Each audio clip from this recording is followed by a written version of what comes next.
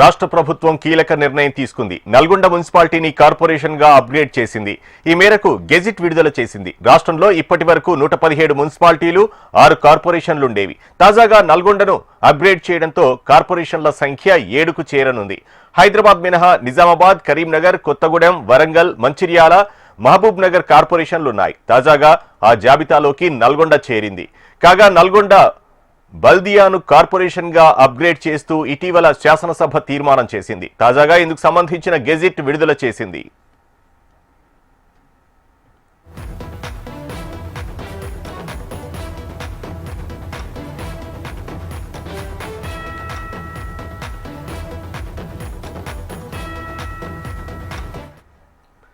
ప్రస్తుతం ఉన్న మున్సిపాలిటీల్లో నల్గొండలోనే అత్యధిక ఓటర్లున్నారు. పట్టణంలో ప్రస్తుతం 48 వార్డులున్నాయి.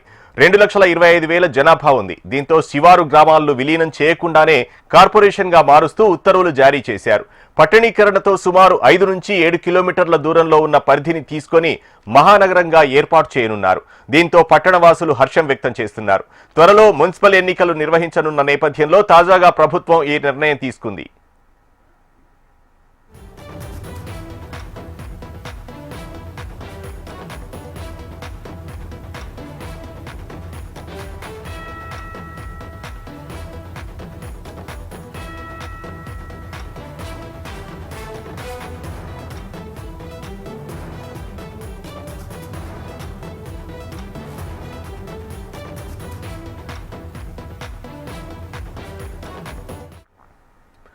రాష్ట్ర ప్రభుత్వం కీలక నిర్ణయం తీసుకుంది. నల్గొండ మున్సిపాలిటీని కార్పొరేషన్ గా అప్గ్రేడ్ చేసింది. ఈ మేరకు గెజిట్ విడుదల చేసింది. రాష్ట్రంలో ఇప్పటి వరకు 117 మున్సిపాలిటీలు 6 కార్పొరేషన్లుండేవి. తాజాగా నల్గొండను అప్గ్రేడ్ చేయడంతో కార్పొరేషన్ల సంఖ్య 7కు చేరనుంది. హైదరాబాద్ మినహా నిజామాబాద్, కరీంనగర్, కొత్తగూడెం, వరంగల్, మంచిర్యాల, మహబూబ్ నగర్ కార్పొరేషన్లున్నాయి. తాజాగా ఆ జాబితాలోకి నల్గొండ చేరింది. కాగా నల్గొండ బల్దియాను కార్పొరేషన్ గా అప్గ్రేడ్ చేస్తూ ఇటీవల శాసనసభ తీర్మానం చేసింది. తాజాగా ఇందుకు సంబంధించిన గెజిట్ విడుదల చేసింది.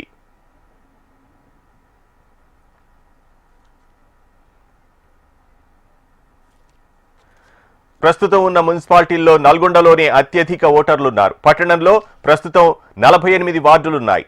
2,25,000 జనాభా ఉంది. దీంతో శివారు గ్రామాలను విలీనం చేయకుండానే కార్పొరేషన్ గా మారుస్తూ ఉత్తర్వులు జారీ చేశారు. పట్టణీకరణతో సుమారు 5 నుంచి 7 కిలోమీటర్ల దూరంలో ఉన్న పరిధిని తీసుకొని మహానగరంగా ఏర్పాటు చేయనున్నారు. దీంతో పట్టణవాసులు హర్షం వ్యక్తం చేస్తున్నారు. త్వరలో మున్సిపల్ ఎన్నికలు నిర్వహించనున్న నేపథ్యంలో తాజాగా ప్రభుత్వం ఈ నిర్ణయం తీసుకుంది. ఇదే అంశానికి సంబంధించి మరింత సమాచారం మా రీజనల్ కోఆర్డినేటర్ అశోక్ అందిస్తారు. అశోక్, ఈరోజు మనం చూస్తున్నాం ఏదైతే కార్పొరేషన్ జాబితాలో నల్గొండ మున్సిపాలిటీ చేరింది.